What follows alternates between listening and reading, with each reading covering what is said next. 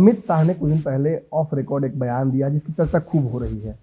मुकेश सहनी के लिए एनडीए के दरवाजे खुले हुए हैं, सीट शेयरिंग को लेकर भी रास्ते खुले हुए हैं। क्या एनडीए की तरफ रुख होगा या हेलीकॉप्टर में तेजस्वी के साथ ही दिखेंगे आपके नेता?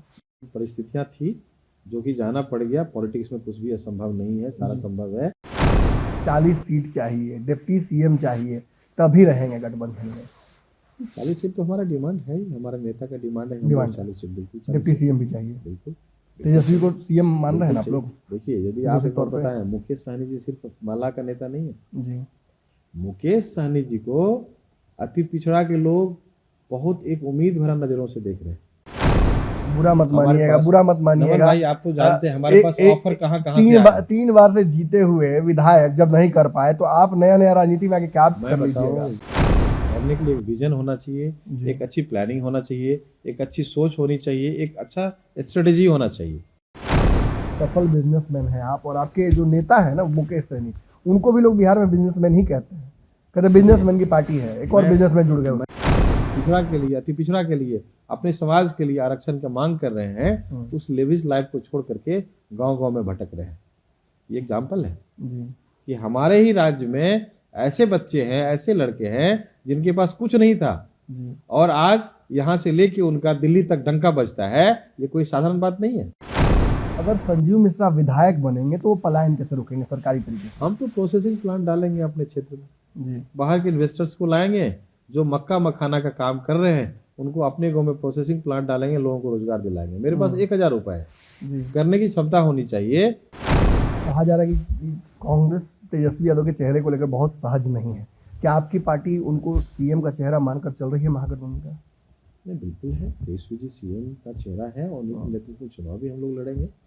और कहने के लिए आदमी, देखिए, कहने के लिए कुछ भी मीडिया बोल दे, लेकिन जो भी महागठबंधन के अभी हमारे घटक दल हैं, अभी जैसे नीतीश जी आए थे, मैं उनका एक चीज़ के लिए मैं धन्यवाद दूंगा कि रजिस्ट्रेशन ऑफिस मैंने ही टीवी चैनल पे आवाज़ उठाया था बीरपुर में हमारे यहाँ।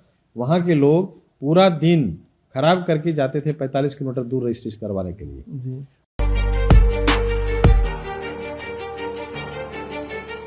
नमस्कार, भारत लाइव देख रहे हैं आप। देखिए, मिथिलांचल की धरती पर नीतीश कुमार जो कि बिहार के मुख्यमंत्री हैं, उनका कार्यक्रम प्रगति यात्रा कुछ दिन पहले ही यहाँ से होकर वो गए हैं। पिछले जो सौगात उन्होंने दी थी अपने 20 साल के कार्यकाल का, उसका भी उन्होंने जिक्र किया, बहुत काम किया है, और फिर ये भी कह दिया कि आगे भी बहुत कुछ देंगे। तो ऐसे में सुपौल में भी खासतौर पे एक क्षेत्र है छातापुर, जहां आप देखेंगे कि वो सीट हॉट सीट बन गई है, क्योंकि वहां से ताल ठोक दिया है वीआईपी के राष्ट्रीय उपाध्यक्ष संजीव मिश्रा जी ने। अब उस सीट पर जो राजनीतिक समीकरण बन रहा है, उसे नेगेट करने के लिए एनडीए क्या कर रही है? पहले तो वादों की झड़ी लगा दी गई, दूसरा पुराने जो काम किए हैं उनका जिक्र किया गया। तो हम जरा पुराने कार्यों को देख लेते हैं, पूछ लेते हैं। उस क्षेत्र में लगातार काम कर रहे हैं संजीव मिश्रा जी, क्योंकि पैनोरामा के सीएमडी भी हैं और वीआईपी के नेता और राष्ट्रीय उपाध्यक्ष भी हैं। दोनों परिचय साथ में मैंने दे दिया, क्योंकि राजनीतिक परिचय देना जरूरी इसलिए था क्योंकि इस बार आपने जब राजनीतिक ताल ठोका है वहाँ छातापुर से, तो सरकार की बेचैनी बढ़ गई है। बार बार नीतीश कुमार का कार्यक्रम, मंत्रियों का कार्यक्रम सुपौल में लग रहा है। पहले कभी नहीं होता, पहले नहीं होता था। तो दो सवाल मेरे इसमें है सर, मैं रिपीट एक बार फिर से कर दूं। पिछला काम बहुत किया है नीतीश कुमार ने, कहा है उन्होंने, मैं भी बताऊंगा, और ये भी कह रहे हैं कि अब की बार भी बहुत कुछ दे के जा रहे हैं। पिछला काम कितना हुआ है और इस बार कितना उम्मीद है? पिछला काम क्या हुआ, मेरे अपने सोशल मीडिया और न्यूज़ के माध्यम से, टेलीविज़न पे आपने देखा होगा कि हमेशा जब मैं छातापुर जाता हूँ तो मैं उस सुदूर एरिया में जाता हूँ जहाँ की आज भी पुल पुलिया नहीं है जी। आज पुल पुलिया की वजह से कम 10-20 लोग हर साल बारिश के टाइम में मरते हैं जी। मैं जीवछपुर की बात करूँ, पड़ियाही की बात करूँ, उधमपुर की बात करूँ, लक्ष्मीपुर खूंटी की बात करूँ, बसंतपुर में ऐसा कुछ एरिया है जहां आज भी सड़क नहीं है, आज भी बिजली नहीं है, आज भी हमारे यहाँ महाविद्यालय नहीं है। क्या 5 लाख जो पॉपुलेशन हमारे यहाँ है छातापुर में, क्या वहाँ एक महाविद्यालय नहीं होना चाहिए? सरकार को आज तक ध्यान क्यों नहीं किया? आप सरकार शिक्षा की बात करती है तो सरकार को सबसे पहले तो देखना चाहिए भाई वहाँ महाविद्यालय नहीं है तो वहाँ के बच्चे कैसे पढ़ेंगे। कोई जरूरी नहीं कि सबके पास इतना संसाधन हो कि अपने बच्चों को बाहर भेज दे पढ़ने के लिए, जी कोई ज़रूरी नहीं है। जी वहाँ किसान है, गरीब है, मजदूर है, ऐसे लोग हैं जो बाहर दिल्ली पंजाब जाके काम करके आते हैं जी और अपने बच्चों का गुजारा करते हैं। क्या वो अपने बच्चों की पढ़ाई पटना कोटा में करा सकते हैं? जी नहीं कर सकते। वो जो 2 वक्त का रोटी का जुगाड़ करते हैं, बड़ा मुश्किल से होता है, तो किसी तरह से वो प्राथमिक विद्यालय, मिडिल स्कूल, हाई स्कूल तो कर लेते हैं, क्योंकि वहाँ लोकल स्तर पे है स्कूल। और हाई स्कूल करने के बाद लगभग 80% बच्चे गांव में रह जाते हैं, फिर मजदूरी के लिए, पलायन के लिए दिल्ली, पंजाब, हरियाणा, कश्मीर जाना शुरू कर देते हैं। ये स्थिति है हमारे छातापुर का। आप बोलने के लिए जो बोल दीजिए, जो यात्रा करना है वो यात्रा कर लीजिए, जितना योजना देना हो दे दीजिए, लेकिन हकीकत जो है मैं उससे रूबरू करा रहा हूँ। नीतीश कुमार जी ने 2-3 आज बातें मेरे कही, ही पंचायत में सड़क दे रामपुर दिया, में, बिजली दे दी, अब क्या चाहिए? मैं आपको दिखाता हूँ, चलिए आप मेरे साथ छातापुर जी आके देखिए। जो अति पिछड़ा है, गरीब है, दलित है, महादलित बस्ती है, वहाँ सड़क नहीं है, क्योंकि वो बोलने वाला नहीं है, उसके मुंह में आवाज़ नहीं है, उसकी बात को कोई सुनने वाला नहीं है। आज हमारे ही पंचायत में छातापुर से मंत्री हैं जो विधायक हैं आपके, और मजेदार बात तो ये है कि छातापुर ही नहीं, सुपौल से 2 मंत्री हैं आपके, बगल में एक और मंत्री हैं जो सालों से मंत्री बने आ रहे हैं, ऊर्जा मंत्री। देखिए, हम अपनी छातापुर की बात करेंगे, जी मैं आपको अपनी छातापुर की ही बात करता हूँ। मेरे ही पंचायत में रामपुर में सिवनी घाट एक जगह है लालपुर में, जी जहाँ पुल नहीं है, और हमारे पंचायत के लोगों को 8 किलोमीटर 10 किलोमीटर घूमना पड़ता है। जी 10 किलोमीटर से ज़्यादा घूमना पड़ता है अपने पंचायत में आने के लिए। मतलब जहाँ 300 मीटर की दूरी है, 300 मीटर 400 मीटर की दूरी को उसको घूम करके 8 से 10 किलोमीटर घूम करके हमारे पंचायत में आना पड़ता है। जी आप एक बात समझ सकते हैं कि हमारा ये टोला है, आपका सामने में टोला है, एक ही पंचायत है, एक ही वार्ड है, एक वार्ड के आदमी को अपने ही वार्ड में जाने के लिए 10 किलोमीटर का परिक्रमा करना पड़ता मैंने है। देखा कई सोशल मीडिया पर आपके भी और कई चैनलों पर भी मैंने देखा कि इस बात को बहुत मुखरता से उठाया जा रहा है। देखिए, हमारे यहाँ पुल, पुलिया, रोड, सड़क, शिक्षा, स्वास्थ्य, इसमें से कोई भी दुरुस्त नहीं। जी आप बोलने के लिए, खाना पूर्ति करने के लिए जो बोलना बोल दीजिए, लेकिन सच्चाई यही है। मैं तो आग्रह करूंगा, अभी जैसे नीतीश जी आए थे, मैं उनका एक चीज़ के लिए मैं धन्यवाद दूंगा कि रजिस्ट्रेशन ऑफिस, मैंने ही टीवी चैनल पे आवाज़ उठाया था बीरपुर में हमारे यहाँ, वहाँ के लोग पूरा दिन खराब करके जाते थे 45 किलोमीटर दूर रजिस्ट्रेशन करवाने के लिए, जी और वो हमने ही आवाज़ उठाया था। तो मैं धन्यवाद दूंगा नीतीश जी का, वो आए और हमारे बीरपुर में रजिस्ट्री ऑफिस की बात कह के गए कि हम यहाँ होना चाहिए, हम इसको अलॉट कर रहे हैं। 20 साल में रजिस्ट्री ऑफिस एक मिला है। एक रजिस्ट्री ऑफिस मिला है। जी एक हमारे यहाँ जो अस्पताल है, अस्पताल की ये स्थिति है कि रात में यदि कोई इमरजेंसी में पेशेंट चला जाए तो उसका ट्रीटमेंट नहीं हो सकता। कोई लेडी डॉक्टर नहीं है, किसी को पेट में दर्द हो जाए, कोई प्रसव कराना हो तो वहाँ लेडी डॉक्टर नहीं है, उसकी व्यवस्था नहीं है, जी एम्बुलेंस की व्यवस्था नहीं है। मतलब पीएचडी की बात करेंगे, नल जल की बात करेंगे तो वो टाटा फिश है। कहीं कोई हमको 5 आदमी से आप 100 आदमी बुलवा दीजिए कि हमारे यहाँ नल जल की व्यवस्था है, जी सिर्फ कागज़ पे खाना पूर्ति हुआ है। और खास करके हमारे यहाँ इतना बार आप विधायक रहे, 2-2 बार आप मंत्री रहे, अब यदि आप छातापुर में विकास नहीं किए तो अब कब कीजिएगा? तो वही सवाल मेरा यही था जुड़ा कि मंत्री हैं, कई बार से जीत रहे हैं, जब से परिसीमन हुआ तब से विधायक तो वही हैं, तो मतलब नए छातापुर के तो विधायक पहले और आखिरी मतलब अभी तक जो है वो यही है। बिल्कुल। मंत्री भी लगातार बन रहे हैं, ज़्यादातर समय एनडीए की ही सरकार बिहार में रही है, तो अब काम क्यों नहीं हो रहा है? मैं वही कह रहा हूँ कि जहाँ से आपको पहचान मिली, जहाँ से आप 5 बार विधायक रहे, 2 बार मंत्री रहे, अब काम नहीं हुआ तो अब कब होगा? जनता परेशान हो चुकी है, निराश हो चुकी है, और 25 साल से आप एक जगह स्थिर है। आपको इतना बड़ा पहचान दिया छातापुर के लोगों ने, छातापुर की जनता ने, आपको तो एक पैर पे खड़ा रहना चाहिए छातापुर की जनता के लिए, लेकिन आपने कुछ नहीं किया। खास करके हमारा जो एरिया है, किसानी पे लोग डिपेंड करते हैं, जी और खास करके किसान का वहाँ सुनने वाला नहीं है। जी वहाँ अभी 267 रुपये का खाद 500 रुपये बोरी में बिक रहा है। जी डीएपी की बात करें तो 1350 रुपये का डीएपी 1800 रुपये में बिक रहा है, जी लेकिन किसान का कोई सुनने वाला नहीं है।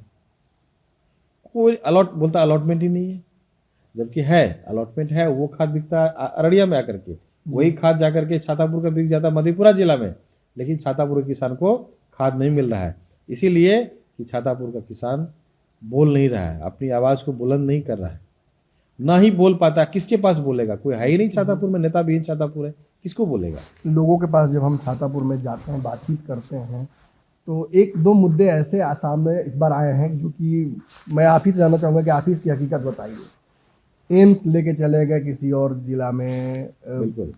बाकी जो कहा था कि बड़ी बड़ी जो खुलनी चाहिए सरकारी योजनाएं वो सब चली जाती हैं आसपास के जिलों में, कितनी सच्चाई है? नेता विहीन क्षेत्र रहेगा तो जिसको मन होगा ले जाएगा, जो तो हमें तो धन्यवाद देंगे ऐसे नेता और मंत्री का जो सुपौल जिला का चीज अपने जिला में लेके जा रहे हैं। उनको मैं क्रेडिट दूंगा कि उनका नेता कितना इंटेलिजेंट है। और हमारे जिला के ऐसे लोग हैं जो हमारे जिला का चीज दूसरे जगह जाने दे रहे हैं। हमारा एम्स आज सुपौल में खुलना था, आज कहीं और खुल गया। सुपौल जिला का एम्स कहीं और चला गया, हमारी योजनाएं कहीं और चली जाती, तो कहीं ना कहीं हमारी असफलता है। मतलब क्या मजबूरी क्या है? विधायक मजबूर हैं आपके, कोई आप समस्या ध्यान है? नहीं देते हैं, आप उस पर मेहनत कीजिएगा तब ना सफलता मिलेगी आपको। टेकन फॉर ग्रांटेड ले लेते हैं कि जीत हम जाएंगे ये ऐसे बताइए, किसी हम तरह तो से। किसी पद पे नहीं है, लेकिन हम आवाज उठाते हैं, सरकार सुनती है, सरकार उसका मुख कर देती है। आप पद पे नहीं है लेकिन राजनीतिक रुचि तो आपने दिखा दी है ना। आपने जब से ताल ठोका कि अब हम यहीं से लड़ेंगे, तब से मजबूर कर दिया आपने एनडीए के नेताओं को पहुंचने के लिए। विधायक भी क्षेत्र में ही ज्यादा समय बिता रहे हैं, खबर आई है। अभी देखिए ना, पहले कोई कहीं नहीं थे, जी आज सब लोग वही कैंप कर रहे हैं, सभी नेता को बुला रहे हैं, विप्र को सभा करा रहे हैं, विप्र का सभा हो रहा है वहाँ जी, ब्राह्मणों का जुटान करा रहे हैं। ब्राह्मणों का जुटान करा रहे हैं कि भाई इन सब चीज़ों से कुछ नहीं होगा। आप काम करेंगे, आपको जनता ऑटोमेटिक आपको चुनेगी। आप काम नहीं करेंगे, सिर्फ हिंदू मुस्लिम जात पात पार्टी से कितना दिन चलेगा? नहीं चलेगा। तो हमारे यहाँ का छत्तापुर की जनता जितने भी है, चाहे कोई भी यूथ हो, लेडीज हो, बुजुर्ग हो, सभी लोग, ये किसान हो, मजदूर हो, सभी लोग देख लिया इन्होंने कि भाई अब तो हमको बदलाव जरूरी है, हमको बदलाव करना है, तभी छत्तापुर का विकास होगा। एक आरोप संजीव जी आप पर लग रहा है, खासतौर पे जो शहरी क्षेत्र के लोग हैं वो आरोप लगा रहे हैं कि संजीव मिश्रा को यहाँ से चुनाव लड़ना था, इसीलिए स्कूल बनवा दिए, इसीलिए गरीबों को स्कूल में माफ़ कर देते हैं, इसीलिए हॉस्पिटल बनवा दिए कि हॉस्पिटल स्कूल दे के अब वोट लेना चाहते हैं। स्कूल हॉस्पिटल मेरा आज का ड्रीम नहीं था जी, ये मेरा बहुत पुराना ड्रीम था। वो हमने ज़मीन आज नहीं लिया है। जी जब मैं दिल्ली में था उसी टाइम हमने लैंड लिया था स्कूल के पर्पज़ से, कि हमको स्कूल खोला अपने गांव में, ताकि एक ऐसा स्कूल बनाए हम कि हमारे गांव के बच्चे को पढ़ने का अवसर मिले, और वो भी सीबीएसई स्कूल में कम आमदनी में कम पैसे दे करके पढ़े। जिनकी आमदनी कम है वो अपने बच्चे को सीबीएसई स्कूल में कैसे पढ़ाएंगे? इसीलिए हमने, वो मेरा एक ड्रीम था, इसीलिए हमने अपने गांव में इस चीज़ को इम्प्लीमेंट किया। स्कूल हॉस्पिटल इतना ही नहीं, और भी काफ़ी कुछ हमारे यहाँ आ रहा है। बीएससी नर्सिंग आ रहा है, मेडिकल कॉलेज आ रहा है, आईटीआई आ रहा है, और ढेर सारा टेक्निकल एजुकेशन ला रहे हैं, ताकि हमारे गांव के बच्चे पढ़े लिखे और आगे बढ़े। इसलिए मैंने बनाया। ये सब काम जो विधायक या सरकार को करना चाहिए वो तो आप ऐसे ही समाज सेवा के तौर पर कर रहे हैं, तो फिर विधायक बनने की जरूरत क्या है? तो चुनाव लड़ने की जरूरत क्या है? आपके लिमिटेड आपके सोर्सेस हैं जी, आप बहुत कुछ नहीं कर सकते अपना पॉकेट से। जी जब आप कुछ को बड़ा करना है, आपने बड़ा सपना देखा अपने क्षेत्र को लेकर, अपने गांव और समाज को लेके, तो आपको कुछ बड़ा करने के लिए आपको सत्ता में आना ही पड़ेगा। बुरा मत मानिएगा, बुरा मत मानिएगा नमन भाई, आप तो जानते हैं हमारे पास ऑफर कहाँ कहाँ से आया। 3 बार से जीते हुए विधायक जब नहीं कर पाए तो आप नया नया राजनीति में आके क्या मैं कर लीजिएगा? बताऊं, विजन होना चाहिए करने के लिए एक विजन होना चाहिए, एक अच्छी प्लानिंग होना चाहिए, एक अच्छी सोच होनी चाहिए, एक अच्छा स्ट्रेटेजी होना चाहिए। यदि ये सब चीज़ें हैं और करने का नियत होना चाहिए, यदि ये सब सारी चीज़ें हैं तो आप कुछ भी कर सकते हैं। दुनिया में कुछ भी असंभव नहीं। एक सफल बिजनेसमैन है आप, और आपके जो नेता है ना मुकेश सहनी, उनको भी लोग बिहार में बिजनेसमैन ही कहते हैं, कहते बिजनेसमैन की पार्टी है। एक और बिजनेसमैन जुड़ गए मैं उसमें। आपको बता देता हूँ, मुकेश सहनी जैसे कितने लोग हैं बिहार में, जी, उनसे सीखना चाहिए आदरणीय मुकेश सहनी जी से। एक ऐसा लड़का जिसको किराए का पैसा नहीं था मुंबई जाने के लिए, और इतना बड़ा एम्पायर खड़ा कर दिए, और आज करके अपने समाज के लिए, अति पिछड़ा के लिए, अपने समाज के लिए आरक्षण की मांग कर रहे हैं। उस लेविश लाइफ को छोड़ करके गांव गांव में भटक रहे हैं। ये एग्जाम्पल है कि हमारे ही राज्य में ऐसे बच्चे हैं, ऐसे लड़के हैं जिनके पास कुछ नहीं था, और आज यहाँ से लेके उनका दिल्ली तक डंका बजता है। ये कोई साधारण बात नहीं है। तो आप तो ब्राह्मण समाज से आते हैं, आप भाजपा ज्वाइन करते हैं, किसी और पार्टी में जाते हैं, ये मुकेश सहनी की पार्टी में आने का मतलब समझ में नहीं आया। देखिए, हमारी उनकी सिमिलरिटी है जी, हमने भी काफ़ी संघर्ष किया है। उस व्यक्ति ने भी एक बहुत बड़ा एग्जाम्पल सेट किया है कि एक गरीब का बच्चा, एक मछुआरा का बच्चा, एक अत्यंत पिछड़ा समाज से बिलोंग करके आदमी इतना बड़ा मुकाम पे पहुँचे हैं, और मुकाम पे पहुँचने के बाद फिर अपने गांव की तरफ वो आते हैं, मूव करते हैं, और अपने लिए जो उन्होंने करना था कर दिया, और अपने समाज के लिए, अपने गांव के लिए, अपने एरिया के लिए, अपने क्षेत्र के लिए आज वो संघर्ष कर रहे हैं। आपके क्षेत्र में मछुआरों की बहुत बड़ी जनसंख्या है। बिल्कुल है। ये देखकर पार्टी ज्वाइन किए हैं, या मछुआरों के लिए जो एक बड़ी मांग वीआईपी करती है आरक्षण की, उसकी लड़ाई में भी आप खड़े रहिएगा? मैं बताऊं एकदम कि आप तो ब्राह्मण समाज से हैं। नहीं, हम रहेंगे, इसलिए रहेंगे जब तक समानता की बात नहीं होगी, समाज समृद्ध नहीं आप होगा। मानते कि आरक्षण मिलना चाहिए? एकदम मिलना मांग जायज चाहिए, है। एकदम मिलना चाहिए, इसलिए मिलना चाहिए भाई। जो पिछले पायदान पे लोग हैं, यदि उनको हम आगे नहीं लाएंगे, सभी समाज को समृद्ध होना पड़ेगा, तभी हमारा देश समृद्ध होगा। गांव समृद्ध होगा तो देश समृद्ध होगा। जी हम समानता की बात करते हैं, बाबा साहब अम्बेडकर का नाम लेते हैं बार बार। उनकी सोच क्या थी? भाई जिसके मुंह में आवाज नहीं है उनको भी आगे लाओ, जी उनको भी अधिकार दिलाओ, उनको भी राइट्स के बारे में बताओ, उनको भी ड्यूटीज के बारे में सिखाओ कि उनका अधिकार क्या है, उनका कर्तव्य क्या है। उनको शिक्षित होना पड़ेगा, तभी हमारे देश का विकास होगा। 5 किलो अनाज देने से किसी का डेवलपमेंट हो सकता है क्या? नहीं हो सकता, कतई नहीं हो सकता है। हमको यदि विकसित करना है अपने क्षेत्र को, अपने गांव को, अपने समाज को, तो बच्चों को एजुकेट करना होगा, बच्चों को सिखाना होगा, उनके मुंह में आवाज़ देना होगा, उनके ब्रेन को ठीक करना होगा, तभी जाकर के हमारा समाज आगे बढ़ेगा। 5 किलो अनाज से आगे नहीं बढ़ेगा हमारा समाज। आपका गठबंधन जो है वो नौकरियों पर ही चुनाव लड़ना चाहता है कि तेजस्वी यादव ने नौकरी दी, हम आगे भी नौकरी देंगे। छातापुर में पलायन भी एक बहुत बड़ी समस्या है, खासतौर पे चूंकि हमारे किसानी बहुत नहीं हो पाती है जी। खास करके बहुत ज्यादा है जी। देखिए क्या उपाय है इसका? पलायन की समस्या है हमारे क्षेत्र में। पलायन कैसे मैं छातापुर के सेंस में जानना चाहता हूँ कि वहाँ पलायन कैसे रोकिएगा? वहाँ तो बड़ी समस्या है। पलायन के लिए देखिए हम लोग तो कोशिश करेंगे अपने क्षेत्र के लोगों को अपने यहाँ हम रोजगार दें, हमारी जो क्षमता है उसके हिसाब से हम लोग कर रहे हैं। लेकिन जब तक हमारे क्षेत्र में मखाना एक बहुत बड़ी सिंपल इंडस्ट्री इस है। सवाल को सिंप्लीफाई करता हूँ, अगर संजीव मिश्रा विधायक बनेंगे तो वो पलायन कैसे रोकेंगे सरकारी तरीके से? हम तो प्रोसेसिंग प्लांट डालेंगे अपने क्षेत्र में, जी बाहर के इन्वेस्टर्स को लाएंगे, जो मक्का मखाना का काम कर रहे हैं उनको अपने गांव में प्रोसेसिंग प्लांट डालेंगे, लोगों को रोजगार दिलाएंगे। मेरे पास 1000 रुपये है, जी करने की क्षमता होनी चाहिए और सोच होनी चाहिए। यदि आप उस मक्खा मखाना का अपने यहाँ प्रोसेसिंग प्लांट खुलवा दीजिएगा, क्योंकि हमारा जो क्षेत्र है यहाँ से पूर्णिया से भी हमारा मखाना जा सकता है और दरभंगा मधुबनी से भी आ सकता है, और यही क्षेत्र मखाना का है और वर्ल्ड वाइड मखाना का ट्रेडिंग हो रहा है। बिल्कुल हम प्रोसेस करके, आज हम लोग डब्बा में मखाना खा रहे थे 350 रुपये का, बिल्कुल, और दिल्ली से घूम के आया हमारे यहाँ से मखाना दिल्ली गया बाहर गया, और दिल्ली के बाद हम लोग उसको गाड़ी में खा रहे थे। वो 10 रुपये का मखाना है, 350 रुपये का डब्बा हमने खरीदा है। बिल्कुल। तो वो प्रोसेसिंग चीज हमारे यहाँ हो, हमारे क्षेत्र में हो, ताकि लोगों को रोजगार मिलेगा, पलायन रुकेगा और हमारा स्टेट को रेवेन्यू भी जनरेट होगा। यदि यहाँ इंडस्ट्री लगता है तो सरकार को भी बेनिफिट है, एम्प्लॉयमेंट जनरेट होगा, साथ साथ गवर्नमेंट को रेवेन्यू भी आएगा। फिर आप देखिए, बात तो आप बिजनेसमैन वाली ही कर रहे हैं, कैसे रोजगार डेवलप करेंगे?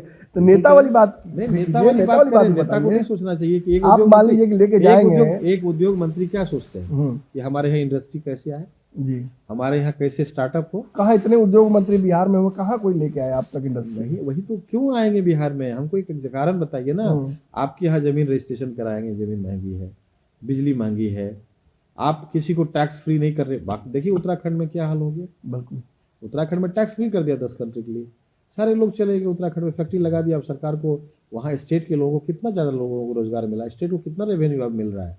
बेनिफिट डायरेक्ट इनडायरेक्ट तो होता है, पब्लिक को भी होता है और सरकार को भी होता है। इसके लिए कुछ पॉलिसी बनाना होगा कि आप आइए हमारे यहाँ प्लग प्ले सिस्टम, हम आपको बियाडा में जमीन दे रहे हैं 0 रजिस्ट्रेशन पे, आपको टैक्स फ्री करेंगे, आइए 10 साल हमारे यहाँ बिजनेस लगाइए, तब ना लोगों को रोजगार मिलेगा। उसके लिए प्लानिंग तैयार करनी होगी, खाली लंबा लंबा बोल देने से नहीं होगा। कुछ राजनीतिक सवाल भी हैं मेरे कि अब आपके पास एक बड़ी जिम्मेवारी है, उपाध्यक्ष हैं आप पार्टी की। गठबंधन को लेकर बहुत सारे बयान आपके पार्टी से और सामने वाले गठबंधन से भी आ रहे हैं। अमित शाह ने कुछ दिन पहले ऑफ रिकॉर्ड एक बयान दिया जिसकी चर्चा खूब हो रही है। मुकेश सहनी के लिए एनडीए के दरवाजे खुले हुए हैं, सीट शेयरिंग को लेकर भी रास्ते खुले हुए हैं। क्या एनडीए की तरफ रुख होगा या हेलीकॉप्टर में तेजस्वी के साथ ही दिखेंगे आपके नेता? देखिए, हम लोग महागठबंधन के साथ हैं, महागठबंधन के साथ रहेंगे। ये सब बेकार की बातें हैं, सिर्फ मीडिया में चल रहा, हकीकत कुछ भी नहीं है। हम लोग महागठबंधन के साथ मजबूती से रहेंगे और महागठबंधन के साथ 2025 नहीं, पूछने का मजबूरी है कि पिछली बार भी आप लोगों ने यही किया था और अंतिम समय प्रेस कॉन्फ्रेंस से उठ के भागना पड़ा था। देखिए, ठीक बात है, लेकिन परिस्थितियां थी जो कि जाना पड़ गया। पॉलिटिक्स में कुछ भी असंभव नहीं है, सारा संभव है। लेकिन हम लोग महागठबंधन के साथ हैं और इस बार महागठबंधन के साथ ही चुनाव लड़ेंगे। जो भी अफवाह है सिर्फ मीडिया में, कुछ और अफवाहें भी है। 40 सीट चाहिए, डिप्टी सीएम चाहिए, तभी रहेंगे गठबंधन में। 40 सीट तो हमारा डिमांड है ही, हमारा नेता का डिमांड है, 40 सीट बिल्कुल, डिप्टी सीएम भी चाहिए। बिल्कुल। तेजस्वी को सीएम मान रहे हैं ना आप लोग? देखिए, यदि आप निश्चित एक बार तौर पे। बताएं, मुकेश सहनी जी सिर्फ माला का नेता नहीं है। जी मुकेश सहनी जी को अति पिछड़ा के लोग बहुत एक उम्मीद भरा नज़रों से देख रहे हैं। जी अति पिछड़ा पिछड़ा उम्मीद भरा नज़रों से देख रहे हैं कि हमारे बारे में आदरणीय मुकेश सहनी जी सोच रहे हैं। सिर्फ मल्लाह नहीं है, केवट है, बिंद है, मंडल है, सभी लोग देख रहे हैं जी कि भाई हमारे लिए कुछ करेंगे ये। जी तो हमारा वोट बैंक बहुत तेज़ी से बढ़ रहा है और हम लोग तो देख रहे हैं संगठन का विस्तार कर रहे हैं, गांव-गांव में जा रहे हैं, लोगों को ऐड कर रहे हैं, आदरणीय सहनी जी का जो मैसेज है उन तक पहुंचा रहे हैं। काफ़ी तादाद में लोग हमारे सभी सदस्यता अभियान चला रहे हैं, काफ़ी तादाद में लोग हमारे साथ जुड़ रहे हैं और हम लोग का वोट परसेंटेज भी काफ़ी बढ़ रहा है। कहा जा रहा है कि कांग्रेस तेजस्वी यादव के चेहरे को लेकर बहुत सहज नहीं है। क्या आपकी पार्टी उनको सीएम का चेहरा मानकर चल रही है महागठबंधन का? नहीं, बिल्कुल है, तेजस्वी जी सीएम का चेहरा है और उनके नेतृत्व में चुनाव भी हम लोग लड़ेंगे। और कहने के लिए आदमी, देखिए, कहने के लिए कुछ भी मीडिया बोल दे, लेकिन जो भी महागठबंधन के अभी हमारे घटक दल हैं, सभी लोग एक साथ हैं, एकजुट है, एक माइंड है। ठीक है, सबका अधिकार है कि भाई हमको इतना सीट चाहिए, इतना सीट चाहिए, डिमांड तो सभी लोग रखेंगे, लेकिन सभी लोग बैठ करके निर्णय लेंगे कि इनको कितना सीट शेयरिंग देना चाहिए। सिंबल ले लेना, नंबर ऑफ कि हमको भाई इतना सीट आप दीजिए, उससे मतलब नहीं है। कौन कैंडिडेट चुनाव जीत सकता है, तभी हम लोग अपनी सरकार बनाएंगे। इस पे मंथन चल रहा है कि सीट शेयरिंग करने से खाली फायदा नहीं होगा कि हम 40 सीट ले लिए, 50 सीट लिए। आप कितना सीट निकाल के हमको दे सकते हैं, हमको वो बताइए आप, उस पर हम लोग चुनाव लड़ेंगे। आखिरी सवाल मेरा है, क्योंकि बिहार के राजनीतिक फिजाओं में ये सवाल खूब हो रहा है, नीतीश कुमार क्या महागठबंधन के साथ आ सकते हैं? क्या आप लोग ये चाहते हैं? देखिए, वो नीतीश कुमार जी बड़े लीडर हैं बिहार के, कुछ भी कर सकते हैं और उनका मन है। और जो महागठबंधन है, और लालू जी ने बताए थे कि हमारा भाई दरवाजा खुला हुआ है, हमारे पार्टी में सभी का। वीआईपी क्या चाहती है? वीआईपी चाहती है कि नीतीश जी आ जाएं? देखिए, सिर्फ वीआईपी के चाहने से, कांग्रेस के चाहने से नहीं होगा, सभी लोग मिलकर के ये निर्णय लेंगे। और आदरणीय मुकेश सहनी जी काफ़ी परिपक्व हो गए हैं अभी आज के डेट में और काफ़ी गंभीरता से चीज़ों को ले रहे हैं। अब बहुत हल्की राजनीति नहीं कर रहे हैं वो। तो ये निर्णय उनको लेना है कि आना चाहिए, नहीं आना चाहिए। हम तो मुकेश सहनी जी के सिपाही हैं, हमको जो आदेश करेंगे, हमको जो उन्होंने जिम्मेदारी दिया है, उस जिम्मेदारी का हम पालन करेंगे। नीतीश कुमार के पुत्र भी राजनीति में आ रहे हैं, इसकी खूब चर्चा हो रही है। आप लोग चाहते हैं कि आए? बिल्कुल, आना भी चाहिए, यूथ है और ऐसे यूथ आएंगे तो अच्छा है कि हमारे बिहार के बारे में कुछ नया सोचेंगे। अभी जो भी यंगस्टर्स नेता हैं बिहार में और काम राजनीति कर रहे हैं, ऑब्वियस है कि उन सब पुराने जो ख्यालात के लोग थे, उनसे कुछ अलग सोच करके कुछ अच्छा करेंगे, बेहतर करेंगे, बिहार के बारे में सोचेंगे। बिहार के एक बहुत बड़े नेता, 3 बार के जीते हुए विधायक, बिहार सरकार के कई बार मंत्री, उनको चुनाव हराने की छातापुर से कितनी संभावना है? मैं बता देता हूँ, इस बार जो छातापुर में चुनाव होगा वो कोई नेता नहीं लड़ेंगे, वहाँ की जनता लड़ाई लड़ेगी और वहाँ की जनता इस बार चुनाव लड़ेगी और चुनाव जनता ही जीतती है, ना कि कोई नेता जीतता है। संजीव मिश्रा जी हमारे साथ थे, सभी बातों पर बहुत बेबाकी से इन्होंने अपनी बात रखी। कोई सवाल मेरा रह गया हो तो जरूर कमेंट सेक्शन में आकर अपनी सवाल को रख लीजिए, ताकि ये भी उस सवाल का जवाब दे सके। भारत लाइव पर खबरों का सिलसिला लगातार जारी है।